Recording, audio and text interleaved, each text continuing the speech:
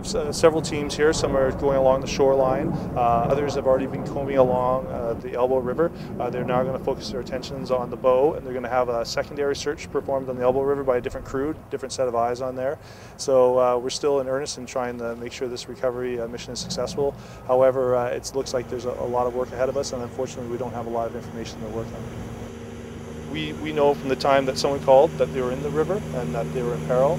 And when we arrived, one person, as I said before, he was entrapped in a water hazard. He was upside down, and he was without pulse and without breath, and so a pretty serious situation.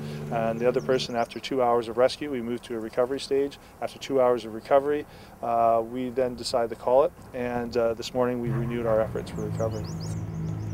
I certainly hope that people realize that with this latest tragedy that it is extremely dangerous on the river. We want people to heed our warnings, and we want to make sure that they appreciate the fact that even on a calm day with the river, it can be extremely dangerous. Every year we have several people who die on the river.